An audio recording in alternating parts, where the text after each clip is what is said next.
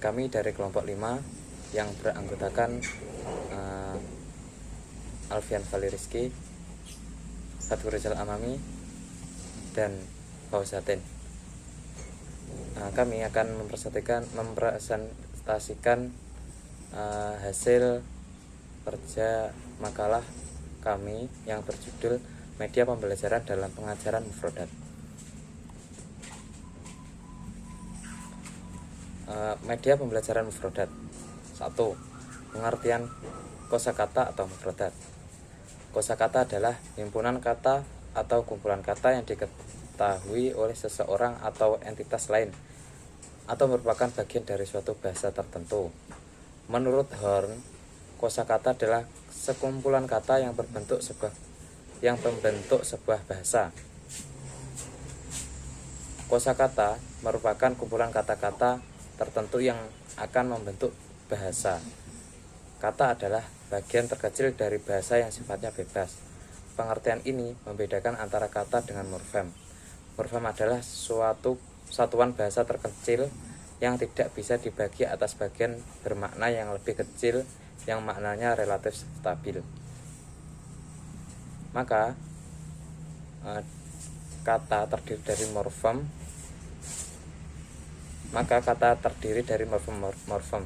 Misalnya kata mu'alim dalam bahasa Arab terdiri dari satu morfem, sedangkan kata al-mu'alim mempunyai dua morfem, yaitu al dan mu'alim. Adapun kata yang mempunyai tiga morfem adalah kata yang terbentuk dari morfem-morfem yang mana masing-masing morfem mempunyai arti khusus. Misalnya kata al-mu'allimun yang terdiri dari tiga morfem, yaitu al, muallim, dan wawunun. Dari uraian di atas dapat disimpulkan bahwa kosakata merupakan kumpulan kata-kata yang membentuk bahasa yang diketahui seseorang, dan kumpulan kata tersebut akan ia digunakan dalam menyusun kalimat atau berkomunikasi dengan masyarakat. Komunikasi seseorang yang dibangun dengan penggunaan kosakata yang tepat dan memadai menunjukkan gambaran intelijensi dan tingkat pendidikan si pemakai bahasa. Tujuan pembelajaran mufrodat. Tujuan umum pembelajaran kosakata bahasa Arab adalah sebagai berikut. A. Memperkenalkan kosakata baru kepada siswa atau mahasiswa, baik melalui bahan bacaan maupun faham al-musmu. B. Melatih siswa atau mahasiswa untuk dapat melafalkan kosakata itu dengan baik dan benar. C. Memahami makna kosakata baik secara denotasi atau leksikal maupun ketika digunakan dalam konteks kalimat tertentu. D. Mampu mengapresiasi dan mengfungsikan mufrodat itu dalam berekspresi lisan maupun tulisan sesuai dengan konteksnya yang benar. Makna dan fungsi kosakata. Kosakata sebagai khazanah kata atau leksikon akan mempunyai fungsi bila mana mempunyai makna. Makna sebuah kata dapat dibedakan menjadi makna denotatif dan makna konotatif. Makna denotatif terdiri dari makna hakiki dan makna kiasan, makna asal dan makna istilah. Misalnya kata al-um dalam bahasa Arab, makna hakikatnya adalah ibu yang melahirkan anak. Sedangkan makna kiasan terlihat bila kata al-um digunakan dalam Alkitab. Makna konotatif adalah makna tambahan yang mengandung nuansa atau kesan khusus sebagai akibat dari pengalaman para pemakai bahasa. Menurut Harimurti, makna konotatif adalah makna sebuah atau sekelompok kata yang didasarkan atas perasaan atau pikiran yang timbul atau ditimbulkan pada pembicara dan pendengar. Sebagai contoh, kata al-um, makna konotatifnya adalah kasih sayang atau perlindungan. Ditinjau dari segi fungsi, kosakata al-mufrodat dapat dibedakan menjadi dua, antara lain A. Al-mufrodat al-ma'jamiyah, yaitu kosakata yang mempunyai makna dalam kamus, seperti baitun, kolamun, dan seterusnya. B. Al-mufrodat al-wadhifiyah, yaitu kosakata yang mengemban suatu fungsi tertentu. Misalnya huruf jar, asma al isyarah, asma al mausul, domir, dan lain-lain. 4. Pembelajaran kosakata. Menurut Ahmad Janan Asifuddin, pembelajaran kosakata yaitu proses penyampaian bahan pembelajaran yang berupa kata atau pembendaharaan kata sebagai unsur dalam pembelajaran bahasa Arab. Dalam pembelajaran kosakata ada beberapa hal yang harus diperhatikan sebagai berikut. A. Pembelajaran kosakata tidak berdiri sendiri. Kosakata hendaknya tidak diajarkan sebagai mata pelajaran yang berdiri sendiri, melainkan sangat terkait dengan pembelajaran mutolaah, istima', insa', dan muhadasah. B. Pembahasan makna. Dalam pembelajaran kosakata hendaknya makna harus dibatasi sesuai dengan konteks kalimat saja, mengingat satu kata dapat memiliki beberapa makna bagi para pemula. Sebaiknya diajarkan kepada makna yang sesuai dengan konteks agar tidak memecah perhatian dan ingatan peserta didik. Yang C. Kosakata dalam konteks. Beberapa kosakata dalam bahasa asing atau bahasa Arab tidak bisa dipahami tanpa pengetahuan tentang cara pemakainya dalam kalimat. Kosakata seperti ini hendaknya diajarkan dalam konteks agar tidak menghamburkan pemahaman mahasiswa. Yang D. Terjemah dalam pengajaran kosakata. Pembelajaran kosakata dengan cara menerjemahkan ke dalam bahasa ibu adalah cara yang paling mudah, namun mengandung beberapa kelemahan. Kelemahan tersebut antara lain dapat mengurangi spontanitas siswa ketika menggunakan dalam ungkapan saat berhadapan dengan benda atau objek kata. Tingkat kesukaran. Yang E. Tingkat kesukaran. Bila ditinjau dari tingkat kesukarannya, kosakata bahasa Arab bagi belajar di Indonesia dapat dibedakan menjadi 3. Antara lain, 1. Kata yang mudah, karena ada persamaan dengan kata-kata dalam bahasa Indonesia seperti ar-rahmah, kursiun, katabun, kitabun. Yang kedua, kata-kata yang sedang dan tidak sukar meskipun tidak ada persamaannya dalam bahasa Indonesia seperti Madinah, syaukun, terus dhahaba. Yang kemudian yang nomor 3 yaitu kata-kata yang sukar baik karena bentuknya maupun pengucapannya. Misalnya inzalako, daharuna, istauli. Bismillahirrahmanirrahim. Saya Fauziatin akan meneruskan penjelasan dari Mas Alfian, yaitu tentang prinsip-prinsip media pembelajaran mufradat. Menurut Rushdi Ahmad Tu'amiyah menyebutkan ada 7 prinsip pembelajaran mufradat, yaitu yang pertama, frekuensi. Nah, kata yang frekuensi penggunaannya sering atau banyak harus diprioritaskan untuk diajarkan daripada jarang digunakan. Contohnya, kata nahrun harus lebih diutamakan daripada kata tur'atun yang artinya sama-sama sungai, karena kata yang kedua itu jarang digunakan. Terus yang kedua, rank atau jangkauan. Maksudnya, kata-kata yang digunakan oleh banyak negara itu harus lebih diutamakan daripada kata-kata yang digunakan oleh sebuah negara Arab saja. Standar acuannya adalah Mu'jam Ar-Rasyid Al-Lughawi Litif Al-Arabi yang disusun oleh ISESCO. Kemudian yang ketiga adalah ketersediaan.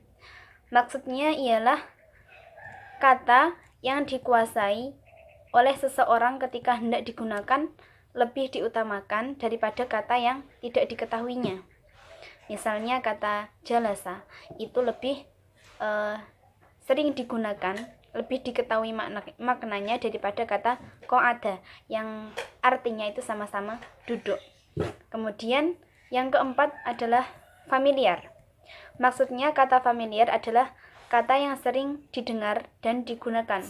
Itu harus diprioritaskan atau lebih diutamakan daripada kata yang jarang digunakan, meskipun kedua-duanya itu memiliki kesamaan arti.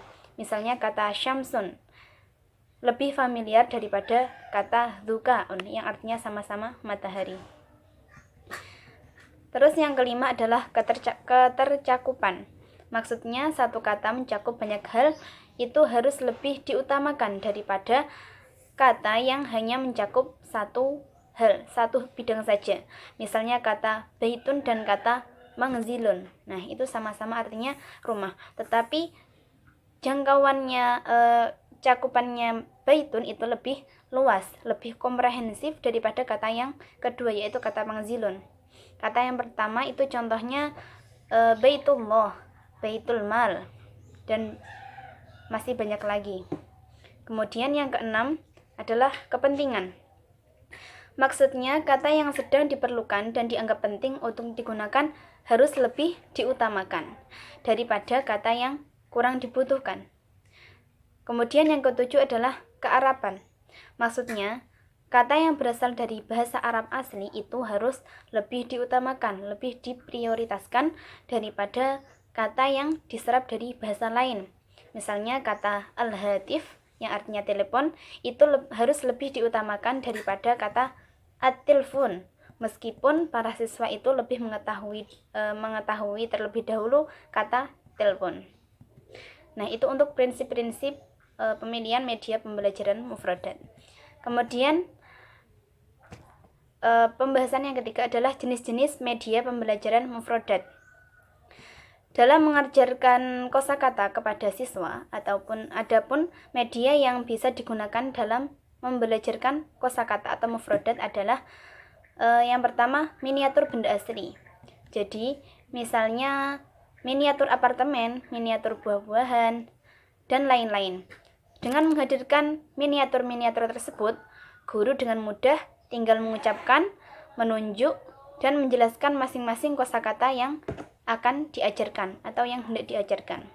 Kemudian, yang kedua adalah foto dan gambar. Foto dari sebuah benda aslinya yang dihasilkan dari kamera bisa digunakan untuk media pembelajaran. Digunakan untuk media pembelajaran mufradat atau kosakata. Begitu juga dengan gambar yang dibuat sendiri oleh guru. Dan biasanya foto atau gambar tersebut dibuat dalam bentuk kartu atau kartu mufradat. Mengenai ukuran-ukurannya, guru bisa menyesuaikan dengan kebutuhan kelasnya. Yang terpenting adalah ketika seorang guru mendesain kartu tersebut, harus ingat prinsip keseimbangan, keserasian, dan keharmonisan. Kemudian yang ketiga adalah puzzle.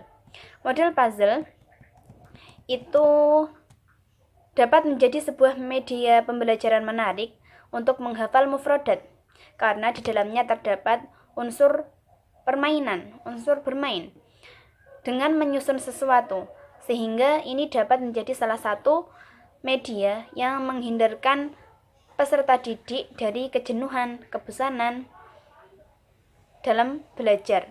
Selain itu, model ini juga dapat membuat peserta didik lebih cepat dan lebih kuat hafalannya, lebih paham. Karena adanya suatu pola dan cara yang unik sehingga pemanggilan memori atau recall di masa yang akan datang akan lebih mudah. Mungkin itu prinsip-prinsip media pembelajaran dan juga jenis-jenis media pembelajaran mufradat.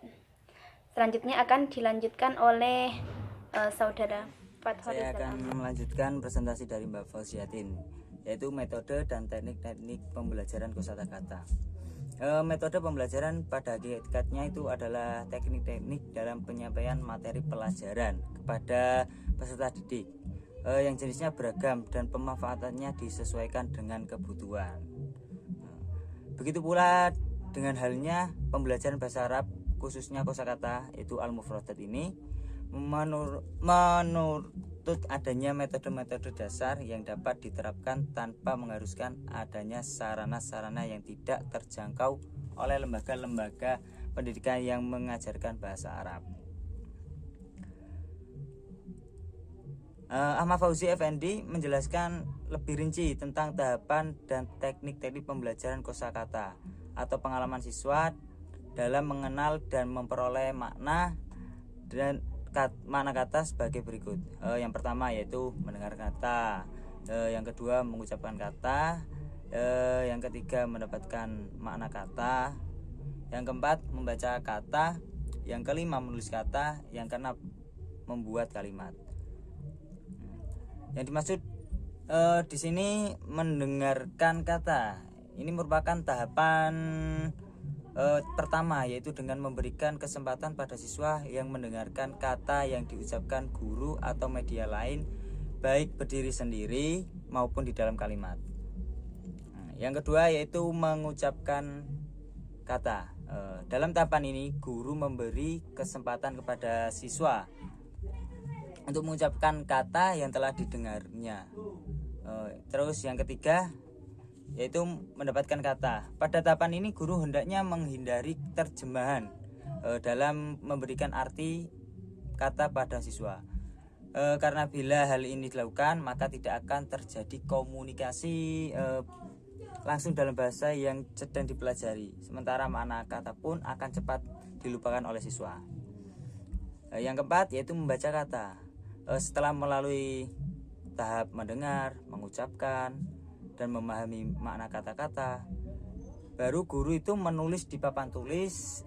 Kemudian siswa memberikan kesempatan membaca kata tersebut dengan suara keras. Jadi guru membaca kata terlebih dahulu yang ditulis di papan tulis, kemudian siswa mengikutinya, seperti itu. Yang kelima yaitu menulis kata.